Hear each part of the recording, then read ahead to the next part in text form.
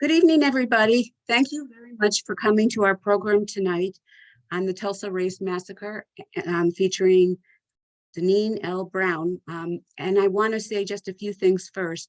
This is Black History Month, and we talked a lot about what we wanted to do, and we wanted to try to make something both historical and of current concern. And we came to the right place with Deneen, who not only writes history, but she makes it. She's been an award-winning writer for the Post for more than 35 years, and she's also an associate professor at the Philip Merrill College of Journalism, where she teaches feature writing. Based on her 2018 story on the 1921 Tulsa Race Massacre, the mayor of Tulsa announced he would reopen the city's search for the mass graves of the victims. She continues to report and write, uncovering forgotten and untold stories in Black history and connecting today's news to the histories of Black heroes and sheroes. At the Post, she covers night police, education, courts, politics, arts, theater, and culture, and we're privileged to have her with us tonight. I also want to thank Crystal Orr from the Urban League, who co-sponsored the program with us tonight. And without further anything, I'll hand it over to Deneen. We're going to ask you to check questions in chat, and we'll get around to them. So don't worry about that. Thank you again. Deneen? Deneen, you're muted. Hello, everyone. Good evening. Thanks for spending your evening with us. I'm excited to be here virtually. Thank you so much, Debbie, for that great introduction. And I appreciate each and every one of you. I'm going to share my slide. Let's see whether it works. Yeah. It works. Very good. So, see whether I like to start my presentations by saying that I do this work, the work of a reporter and also the work of a teacher, professor, to honor my ancestors. And this is a photo of people who had recently been emancipated in Texas right after the announcement that came on Juneteenth. And it's just a great photo. So I'd like to just take a brief moment just to honor the people who were enslaved in this country, the enslaved Africans who worked so hard. This is, again, they inspire my work and I want to honor them.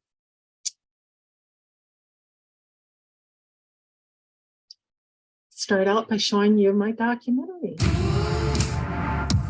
They got word that trouble was coming. The white folks are killing the colored. Barbaric violence was committed against Black people across this country. Kerosene was dropped from an airplane. Why did nobody ever teach us this? Because they didn't want you to know. When it was an opportunity to wipe out a community, they took it. I cannot imagine that there are mass graves somewhere in our community and we didn't try to find them. They're buried somewhere, and the question is where? We have encountered human remains. It was like they had found people who had been disappeared by history. The earth had unleashed the truth. We view this as a murder investigation. I'm gonna raise my voice. Some people say that city officials orchestrated a cover-up.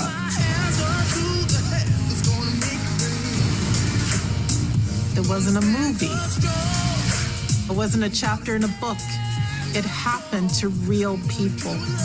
They burned the whole town down, but it will rise again.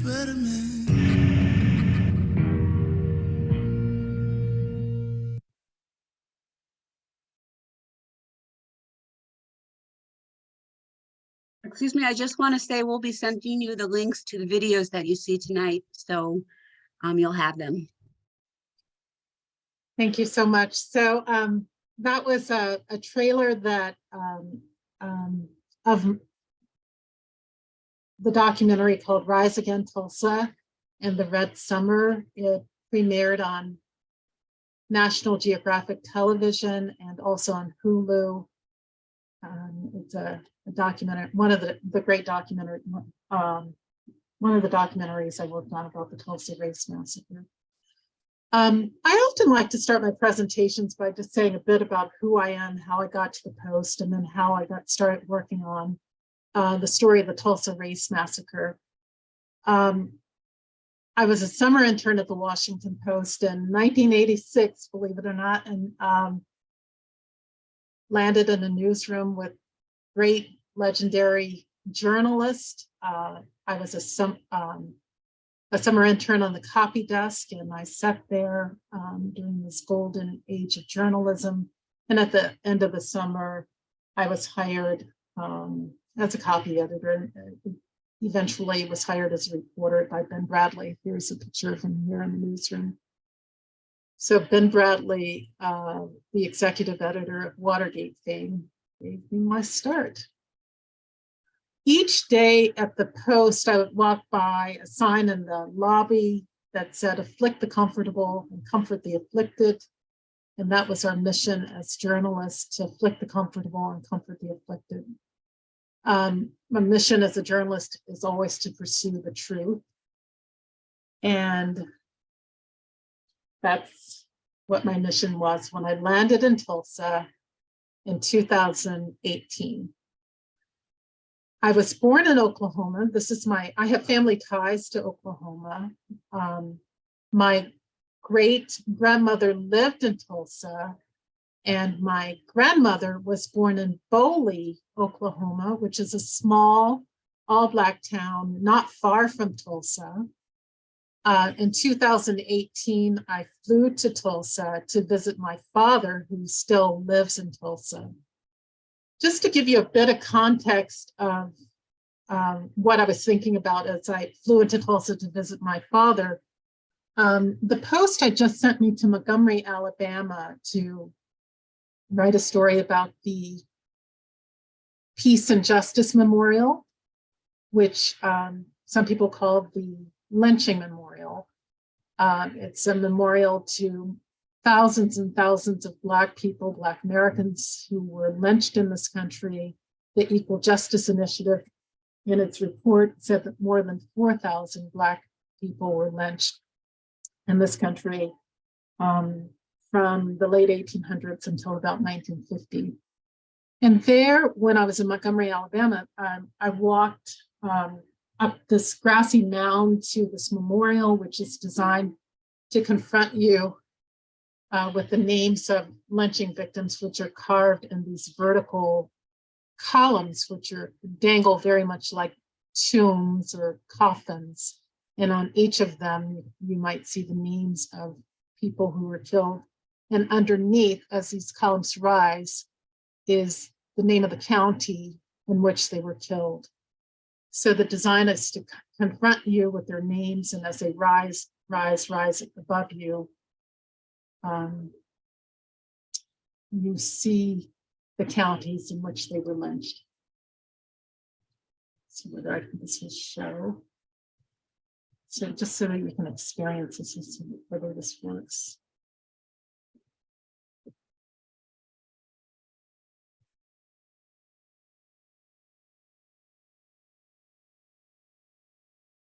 Again, this is a video of the Peace and Justice Memorial to lynching victims. It is in Montgomery, Alabama, and it was created by the Equal Justice Initiative. Its founder is Brian Stevenson. So as you walk through, the columns rise and rise and rise. And on each of the columns is the name of a victim who was lynched in this country.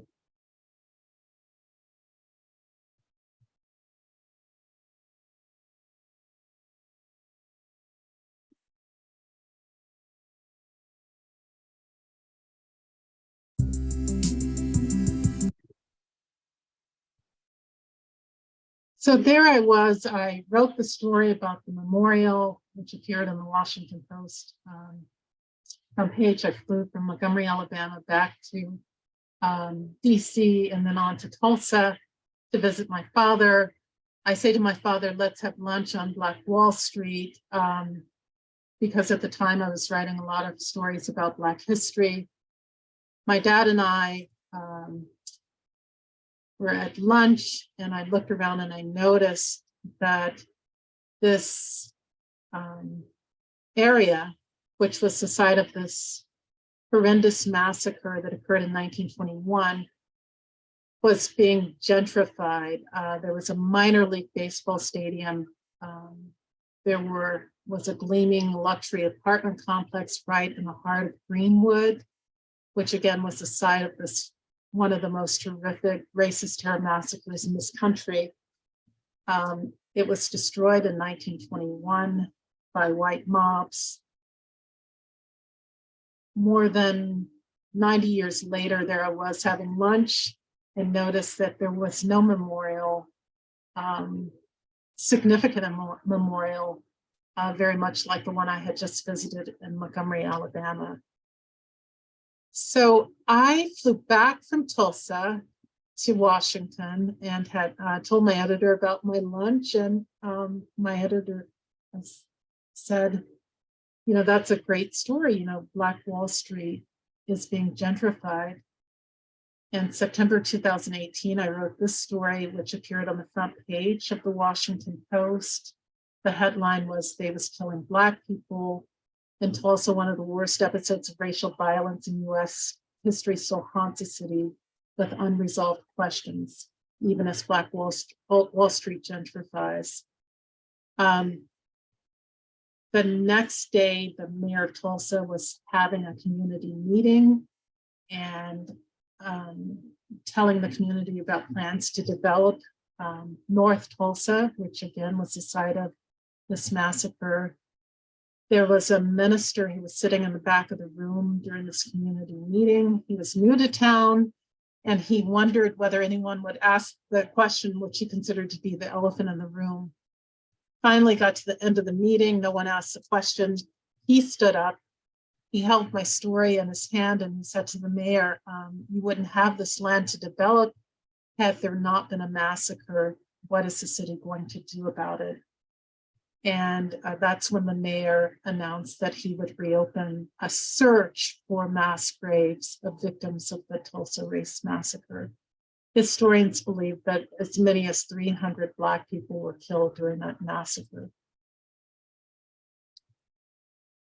So let me pause for a second. I'm going to tell you a bit about the chronology of the massacre that occurred in 1921. Many of you may know that the Tulsa Race Massacre actually began on May 30th, 1921.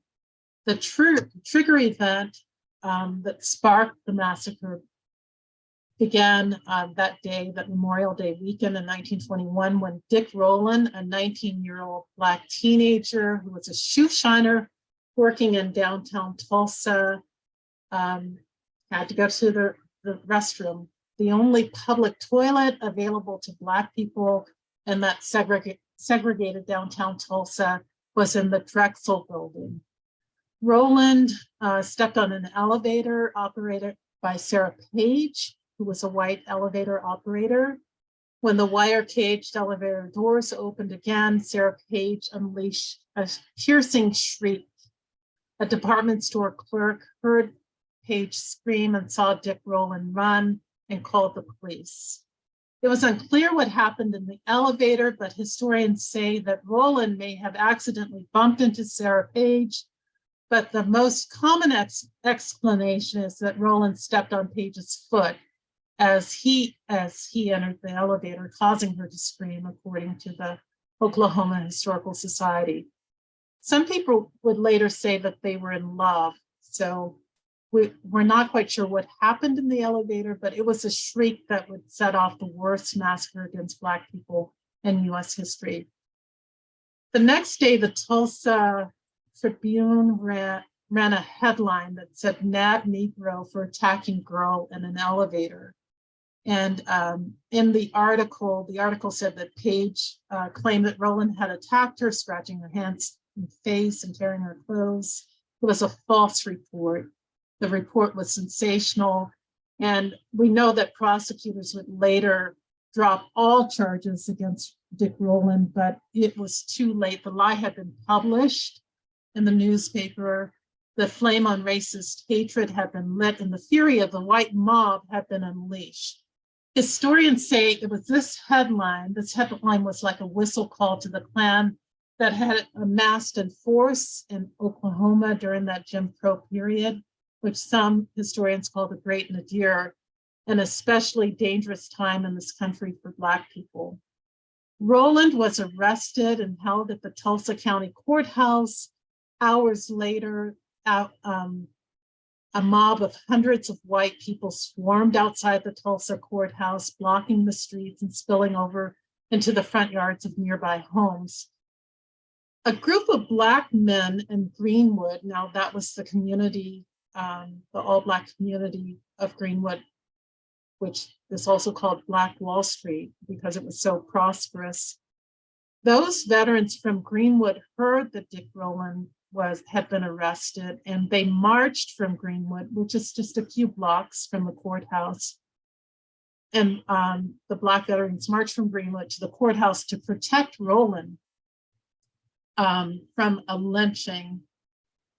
At that time in this country, again, this is the year 1921, lynching was real. It was a real tool of racial terror used frequently in the late 1800s and 1900s. Lynching was a reality for a Black boy, Black man, anybody Black in those days, especially a Black person accused of assaulting a white woman. The Black men, including World War I veterans, confronted the mob that day. This is on May 31st, 1921. In the crowd, a white man confronted an armed Black veteran. He said, "What are you going to do with that gun?" N-word. Now these, you have to keep in mind, the Black veterans had just returned from the World War, where they were fighting against, fighting in Europe, to save democracy, and they had returned to this country expecting to be treated as equals. They knew how to fight and they wanted to protect their communities. So this veteran in the crowd that they said responded to the white man, "I'm going to use this gun if I have to." A struggle ensued between the white mob and the Black veterans.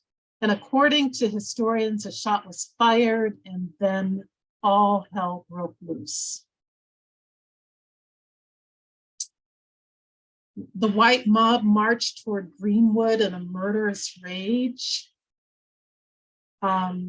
According to historians and documents, the city deputized many of the white people and gave them arms to march on the Black community of Greenwood.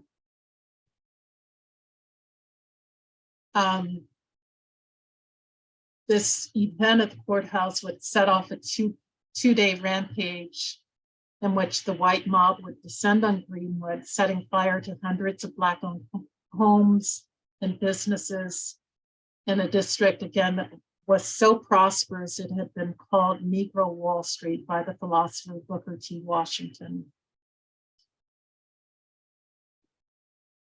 Here are some of the pictures I'm sharing you. So many Black people fled town. Many of them fled Greenwood to some of the all-Black towns near Tulsa. This was the destruction in the aftermath of that two-day massacre. These are pictures.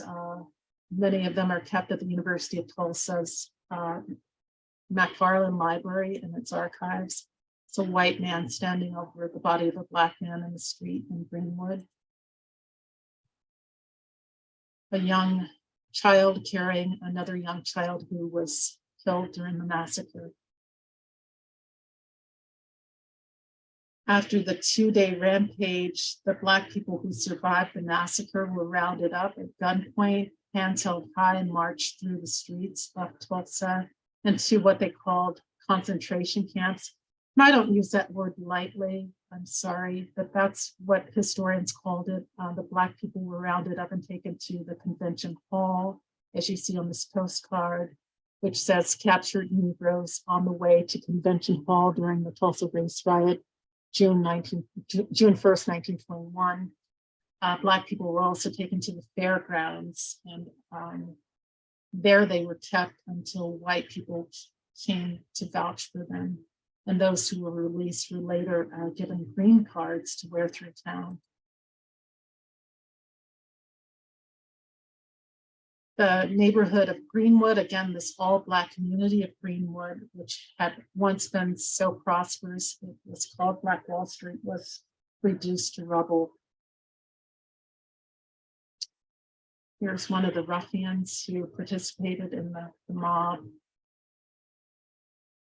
This is a scene during the Tulsa Race Massacre.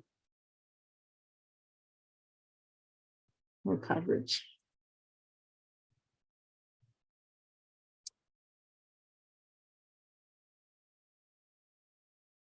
So one of the things I like to do in talking about the Tulsa Race Massacre, I like to share the stories of the survivors.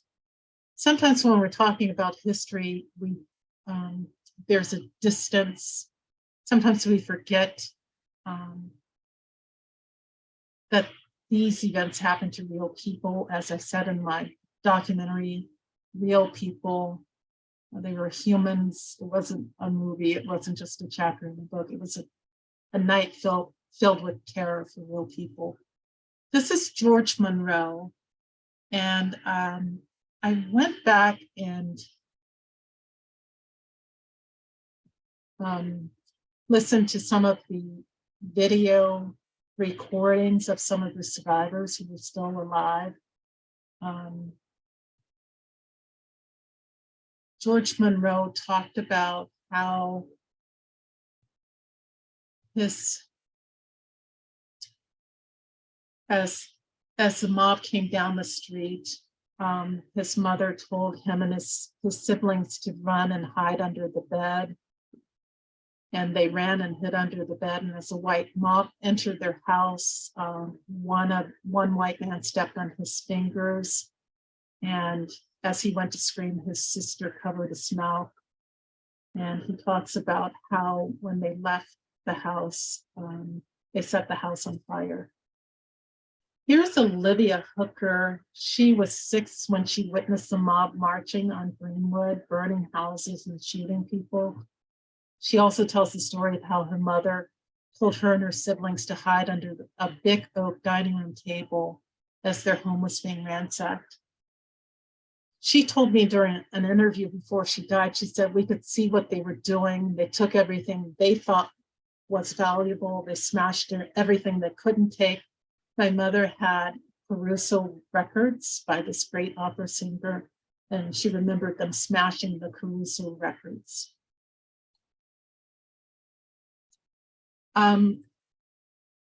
Historians and survivors said that Tulsa was the first US city bombed by air. Don Ross, then a state representative in Oklahoma, who led the Tulsa race riot report charged with investigating the massacre, wrote that Black people tried to defend themselves in Greenwood. But he said, when the airplanes came dropping bombs, all the Black community was burned to the ground and 300 people died. So again, historians say that Tulsa, this Greenwood, this all Black community of Greenwood was the first city bombed by air. Both white and Black witnesses told of airplanes flying over Greenwood in the early daylight hours of June 1st, 1921, dropping incendiary devices on Black homes and businesses. Greenwood was left smoldering, as I said before, as if a bomb had gone off to wipe out all Black human life.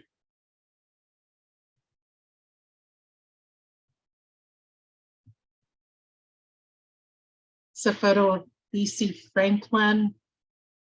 He was a lawyer who worked in downtown Greenwood. He actually wrote a contemporaneous account of what he witnessed.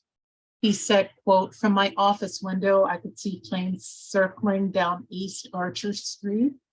I saw the old Midway Hotel on fire, burning from the top, and then another and another and another building beginning to burn from the top. What, an attack from the air too, I asked. I could see planes circling in midair. They grew in number and hummed and darted and dipped low. I could hear something like hail falling upon the top of my building.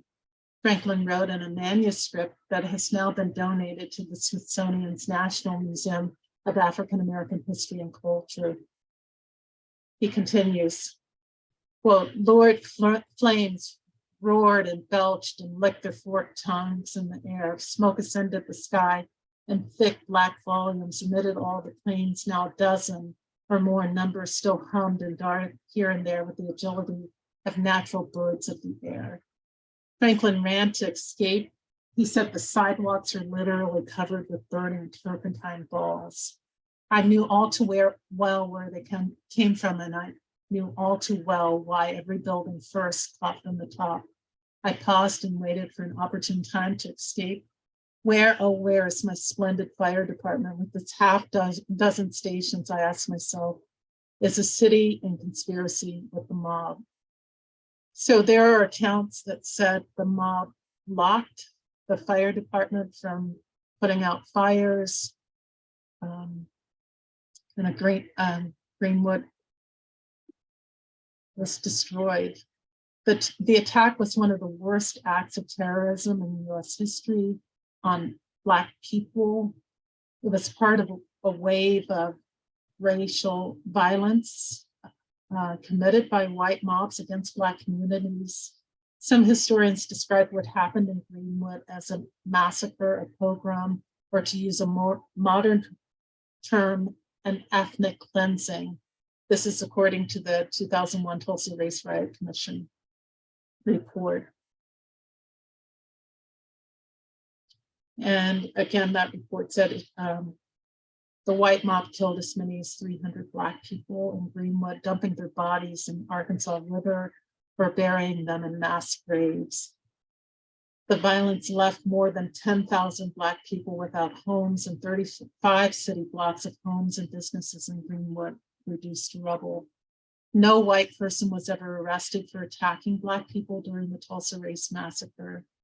Many newspaper accounts of the rampage vanished after this massacre. City officials called the massacre an embarrassment for a city that at the time was calling itself the oil capital of the world. They tried to cover up the massacre, one of the worst single incidents of racial violence committed against Black people in US history. And for nearly 100 years, the massacre was left out of textbooks, even in Oklahoma, where my dad grew up and my grandmother grew up. White people, many of them, had taken photos and created postcards featuring themselves standing over dead bodies of Black people, went silent. And then Black people often spoke in whispers. My aunt told me that as a child, she overheard adults in the kitchen talking about the riot. That's what they called it then, the riot.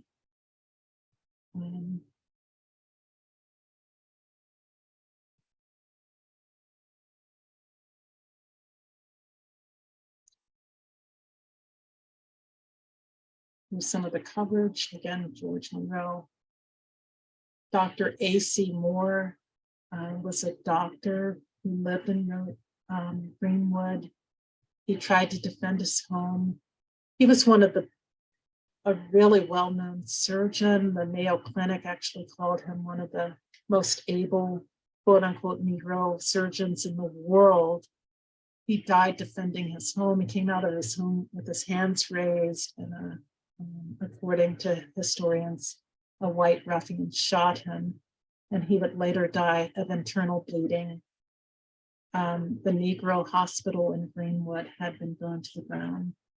So again, my goal here today is to try to humanize these events so that you hear from real people about what happened. It's so important that we hear their stories directly from them as told to them. Here's one of the accounts of what happened during that rampage that stays with me as a reporter. Quote, there was an old man, he was 80 years old, and he was paralyzed and sat in a chair, and they told him to march. And he told them he was crippled, but if he he'd go, if someone could take him, he would go. And they told his wife to go, but she didn't want to leave him. And this account is according to June 12th, 1921 Chicago newspaper article. So this man, he told his wife to go, and as she left, according to the newspaper, one of the damn dogs shot the old man, and then they set fire to his house.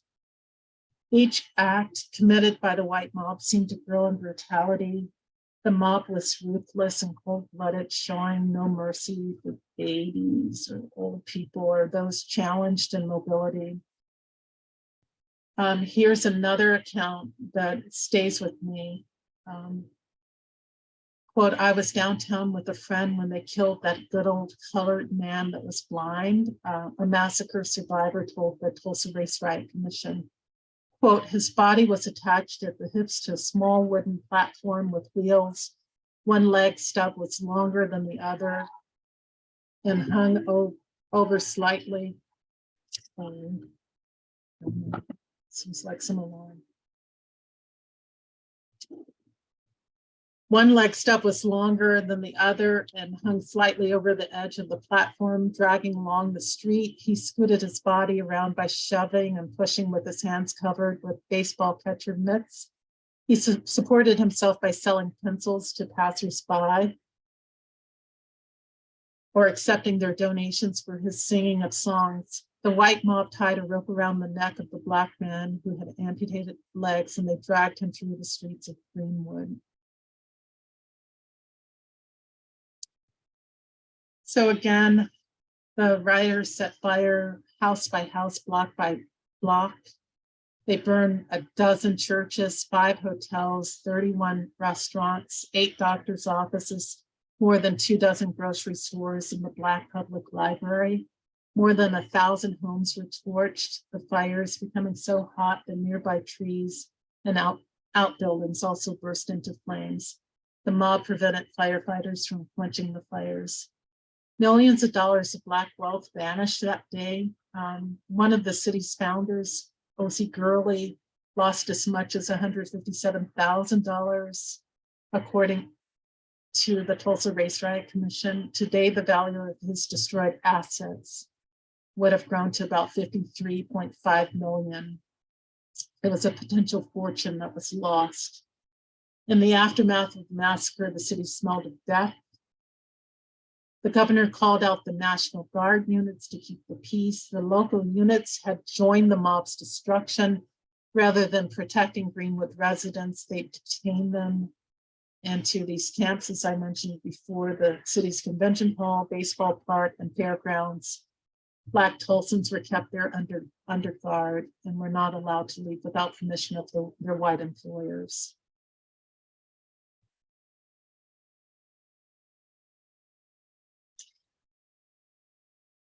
So people often ask me as a reporter how these stories impact me covering and writing about racist terror. And I often say that what I endure as a reporter reading about this is nothing compared to what Black people endured during these massacres that occurred across the country.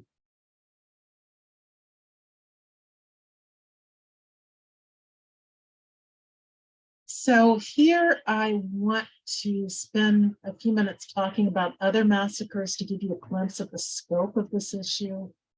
So it's a brief overview of the Red Summer, which began in 1919. This summer was so violent that James Weldon Johnson, who was a great philosopher, writer, who was also the man who wrote the National Negro Anthem, Lift Every Voice, he described the Red Summer, he called it Red Summer. Again, this is the year 1919.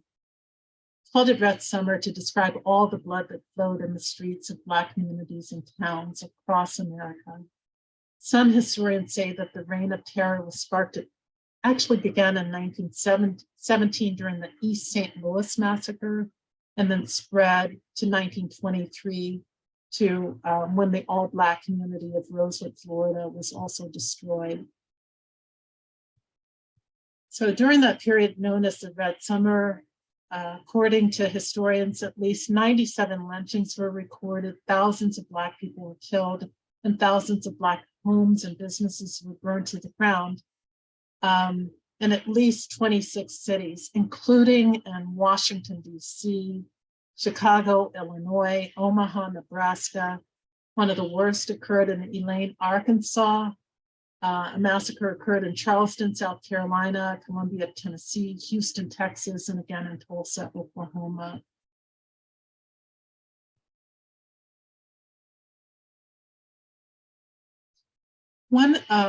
In my reporting, a professor at the University of Wisconsin told me during an interview, he explained that the motives of the white mob who marched on these Black homes and communities and towns during the period of Red Summer, he said, quote, "You have whites organized with a specific purpose. They want to keep Blacks in subordinate positions so that they do not dare assert their equality or autonomy." The Red Summer also coincided with the resurgence of the Ku Klux Klan and the Great Migration and exodus of Black people fleeing racial terror in the South. They traveled in droves to cities in the North where they were sometimes confronted by Northern racial hostilities. So this was not just an occurrence. Racist terror, often people will think of it as occurring in the South, but it happened in the North as well as in the Midwest. This Red Summer also coincided with what historians call the rise of the new Negro, who was no longer subservient to white people. Again, this was a time when Black soldiers had just returned from World War I, expecting that their human rights that they had fought for abroad, rights for which they were willing to die defending abroad. They were hoping that that once they returned to America, that they would be treated with justice and equality. And again, let me see, I wanted to show you some of this is a newspaper account of the East St. Louis massacre, which occurred in 1917.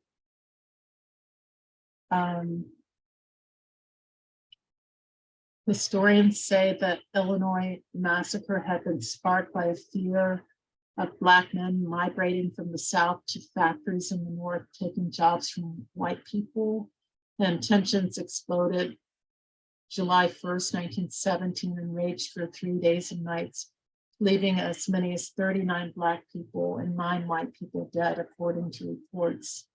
But historians believe that hundreds more Black people were killed during that time.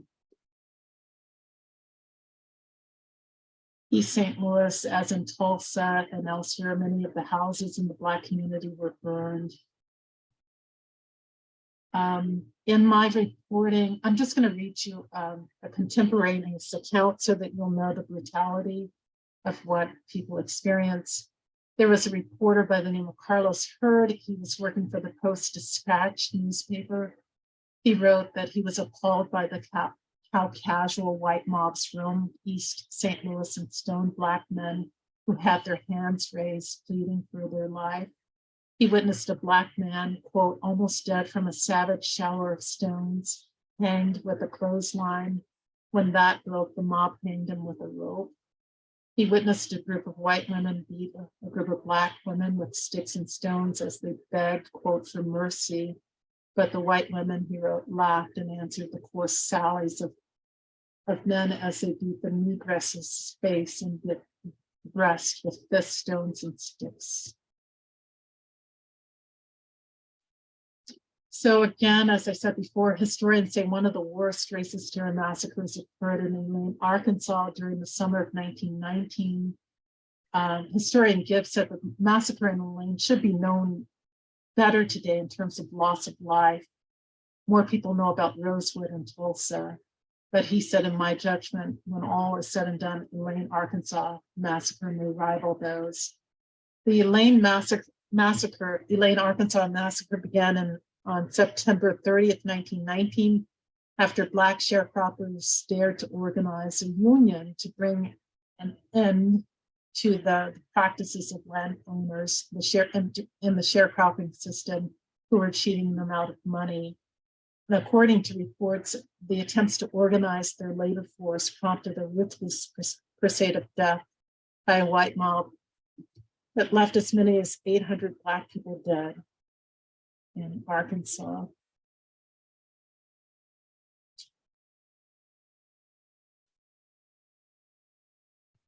As I said before, riots and massacres swept across the country.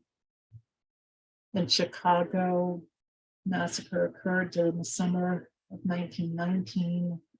Began when a Black boy was swimming in a lake there.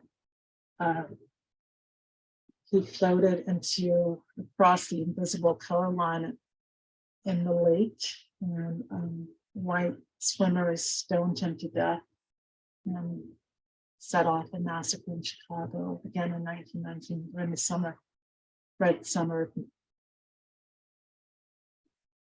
Massacre occurred in Omaha, Nebraska, which was prompted by an accusation that a Black man had assaulted a white woman.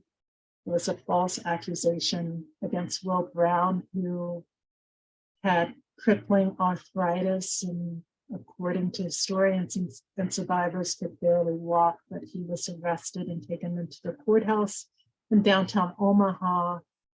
A mob gathered outside this courthouse. It was brand new, and they demanded that he be released. Eventually, he was released and lynched. And then just finally, I'll end with a Rosewood massacre, which began on January 1st, 1923, nearly just over 100 years ago, last month. It occurred in Rosewood, Florida, after a white woman named Fannie Taylor, who lived in Sumner, Florida, said she was assaulted by a Black man. Her husband came home and found her beaten with bruises, but witnesses who were there in the house said that it was her white lover who had beaten her.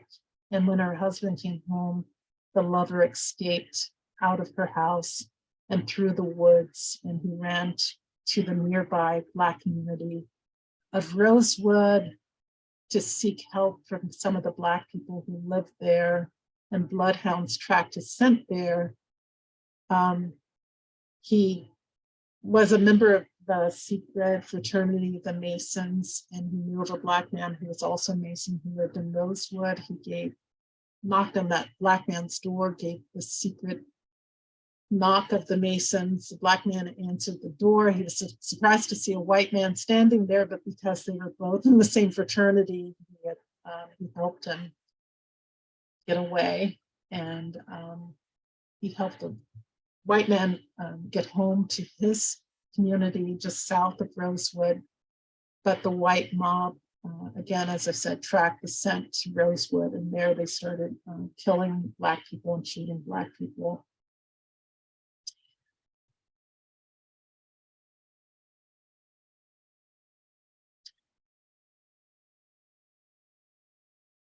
So I'll end my presentation by just saying that these massacres occurred in the history. They were whitewashed often, left out of our history books.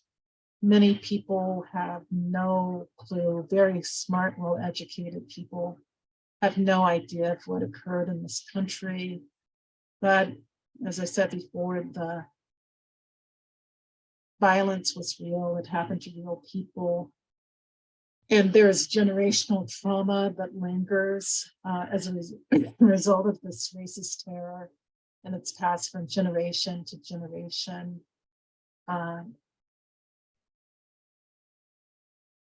And so here's the challenge for those bodies that are still missing from massacres. The challenge is to try to find them, to advocate for a search for mass graves. There is a search going on in Tulsa right now, but In my reporting across the country, especially in the lane, there are descendants there who want the state of Arkansas to investigate and try to find mass graves where these Black people, victims of the massacres, may have been buried.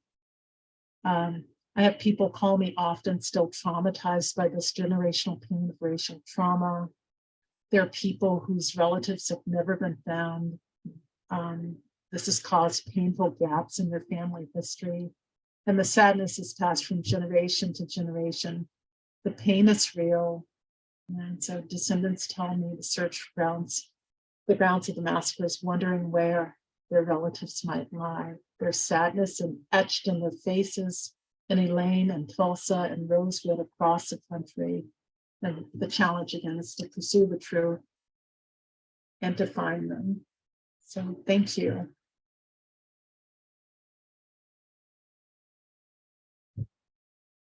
I'll stop. Okay. Hi, everybody. So that was intense, I'm sure. And Deneen, I can't help, and I'm cautious about asking this, but I can't help but comparing this to the Holocaust. And I'm wondering, how do we deal with trauma? What is our responsibility? What do we do with it? Can you answer that at all, address it? Well, as a reporter and as a writer, I feel my responsibility is to uncover stories that have been buried, and dive into history and emerge with these narratives and write with as much power as I can to help tell the stories of people whose stories were silenced by history. And you've often, I'm sure people in your audience have heard that unless you know your history, history is doomed to repeat itself. So it's important to know this history, to confront it, to teach it in our schools. You know, this is happening at a time when state lawmakers across the country are banning what they call critical race theory, which essentially means the teaching of truth and history. Critical race theory, as you know, is a law school course, but it's not taught in elementary schools. And it basically means it's a teaching of truth and history. It's based. So my role is to report these stories, write them with as much power. And when I get invitations to talk about my work, I try to say yes. Because the stories need to be told. You did say yes to us, so that's helps all of us today. The question from Jean is, who ordered the airstrike? And Tulsa. So it's unclear who ordered it. Historians believe that white civilians who were deputized by the city climbed into these maybe crop duster planes, and they dropped incendiary homemade devices on the community of Greenwood. So there's no record that an official ordered it. Survivors again believe that it was ordinary white citizens who would have been deputized by the police force in Tulsa to kill Black people, drop these bombs, homemade bombs, turpentine bombs on the community of Greenwood. And I read from you the account, the contemporaneous account from B.C. Franklin, who was, by the way, the father of the great historian John Hope Franklin, who was an eyewitness to this. So the Black people experienced it. And as I said before, many of the records and the accounts of what happened in Tulsa disappeared after the massacre because city and civic officials in Tulsa wanted to cover it up. And so I'll stop there. Somebody else asks, how did the Tulsa massacre end? Oh, it ended on June 1st, 1921. when the governor called in the National Guard, which at first stopped to have breakfast and helped start rounding up Black people.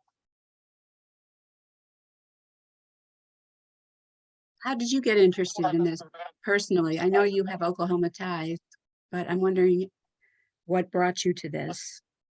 So I've been a writer at the Washington Post for now going on 36 years.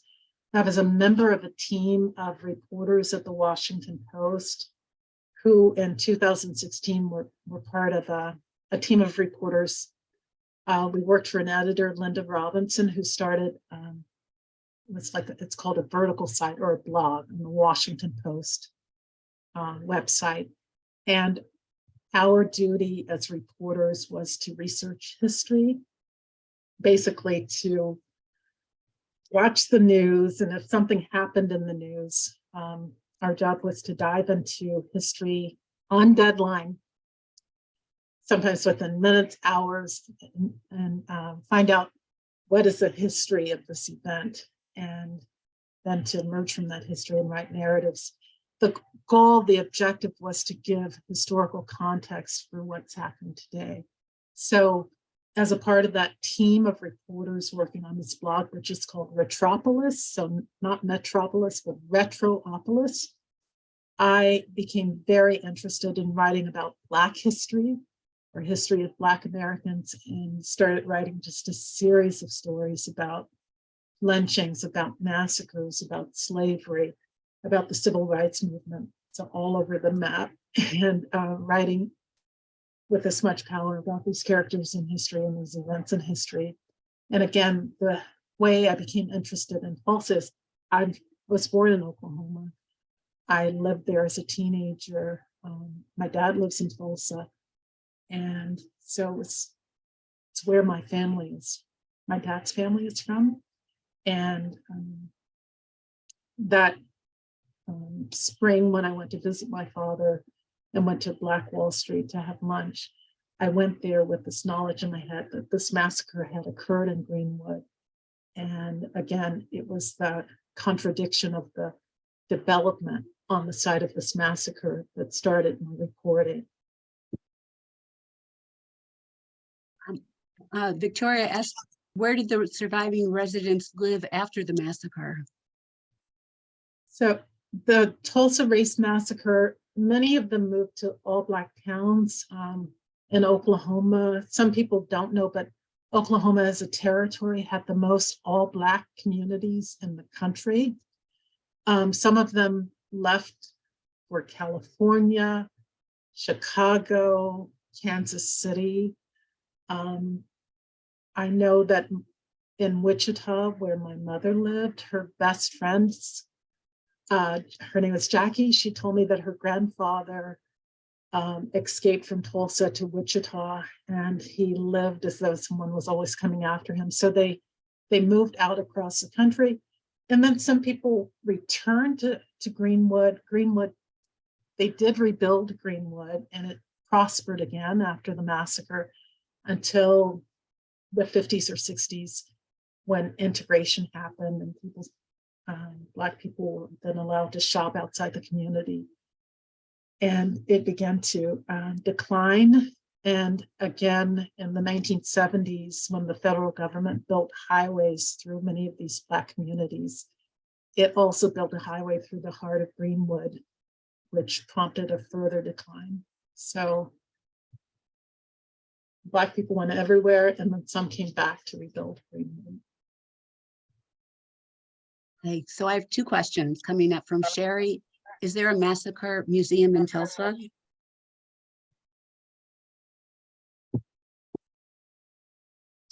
There is a place called the Greenwood Cultural Center, which is the day where when I had lunch with my father, we also went to the Cultural Center, which has displays of the history of what happened. And then most recently, they built a museum called Greenwood Rising, which is also located right in the heart of Greenwood. And next question is, How does Tulsa impact your relationship and work with people from different racial backgrounds?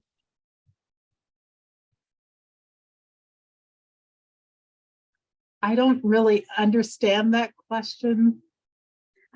Ms. Dorcian, would you like to discuss it with your, or talk about it yourself?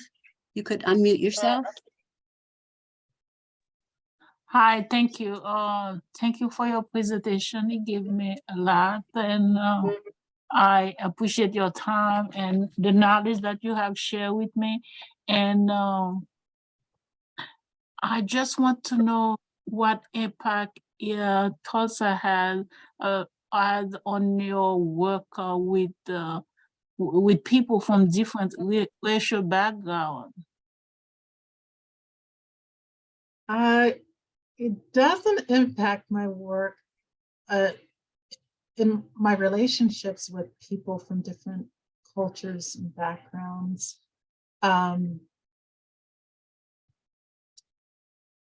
So no, it has no impact on that. The biggest impact that my work on Tulsa has with me is I feel very sad for, as I began my presentation, for the Black people who experienced these racist terror massacres and lynchings across this country. And as I said in the ending of the presentation, there's a generational trauma that lingers from these experiences of lynchings and Jim Crowism and the massacres and the racism and the oppression that enslaved Africans experienced, as well as descendants of enslaved Africans experienced in this country and still experience in this country. So again, my work has been dedicated to shedding the light on what happened. As a reporter, our mission, as I said in the beginning, is to afflict the comfortable and comfort the afflicted, and to pursue truth in reporting. So the job of a real credentialed journalist is to write the stories, and to write the stories with as much power as possible. And then it's up to the readers, it's up to people like you to do something about it. So if you want to write the editor, or call city council, or vote, the reaction comes from the reader. But I love everybody, but my grandmother would say it doesn't impact my relationships with other people at all. I'm curious what you teach. I teach feature writing. I teach the power of the writing voice. I teach journalism. I teach a young generation how to write, report, and research at the University of Maryland. And in fact, we just did a project called Printing Hate, which involved more than 60 students and dozens of editors, where we taught students to write about this racist terror. The goal of the project, it was inspired by my work on the Tulsa Race Massacre. Remember when I told you about the headline Nab Negro and how that sparked the massacre in Tulsa? As I was reporting about Tulsa, I had this question in my head: how many other headlines in newspapers across the country were out there in the archives that also sparked either lynchings or massacres in communities? And that was a question I proposed to the faculty. And we decided to create a project where we would teach students how to do this research. One of the professors, Sean Mussenden, came up with an original database of these headlines. The students went back and combed through thousands of newspaper articles to find columns and headlines that advocated for the lynching and attacks on Black people. The project was called Printing Hate. It was published in October of 2021. The students wrote more than 30 stories about what happened in various places across the country. If you I can share the link with you. If you have a moment, take a look at it. It's phenomenal work that these students did. It includes short documentary, graphics, an original database, and that student project won huge awards, including an IRE award and a medal, and it won an online news award for data journalism. But again, we were teaching the students to do what I do as a reporter, and teaching this new generation of students to look at what happened in this country's past and connect it with what's happening in the country today. And so it was really exciting to work with students, and it was just great. So again, I'll share you the link. I'll send a follow-up email with links to the videos, links to some of her articles, including that one that you just mentioned. So somebody would like to know how we can contact you, and did you ever write any books, and do you give conferences? Do you speak at conferences? Yes. Yes. I speak at conferences. I just did a keynote speech at the symposium where archaeologists and forensic scientists were meeting. I try to say yes, and then yes, I've written chapters in books. I've been so busy with the writing for the Washington Post and also the teaching that, I'll be writing, like I am working on a book. And sharing your knowledge with others. Sharing my knowledge as much as I can with other people. So if someone wants to contact you, is there a way to do that? By email. If you don't want to give out your email, which is fine, I will forward, if you have an email request, I will forward it on to Deneen. So that way. Yeah, my email is actually on the Washington Post website. It's deneen.brown@washpost.com, but it just gets full. So if I don't answer, you might send it again because it just stacks up. Or maybe I'll send it and you'll recognize my name that way. Could be a way to do it. So wait, hold on. Sherry just got the opportunity. Okay, sorry, one question. Is the Brian Stevenson you mentioned the same as the author, Just Mercy? Yes, it is Brian Stevenson, who is the author of Just Mercy, the founder of the Equal Justice Initiative, and also the founder of that Peace and Justice Memorial. He's also MacArthur Genius. MacArthur Genius, yeah. Mm-hmm. Sherry says, I just got the opportunity to visit the National Monument for Peace and Justice Museum and was overwhelmed from all the senseless lynching killings and highly recommends the museum. So I'll put a link to that museum in a follow-up email as well. So hold on, there's another message. Okay, so there's lots of thank yous and kudos to Ms. Brown, but I just want to say I really appreciate all of you being here tonight. I appreciate the Urban League for partnering with us on this. I appreciate that Deneen Brown, who is incredibly busy but managed to find time. I appreciate all of you who attended, and just a couple quick things. One, if you're interested in learning about more programs like this one or attending other programs like this, the best way to do it is through our newsletter. And if you put your email in chat, I will sign you up for the newsletter. We have all kinds of programs coming up. We have programs on jobs, history, music, entertainment, health, Ukraine, the British invasion. And we're doing a series at the library called Neighborhood Stories, which is where we just ask people to come together and talk about being neighbors in Union, and that's been very successful. So again, thank you so much to everyone. And I'm going to end the meeting here. I'll stay on for a minute or two, but thank you.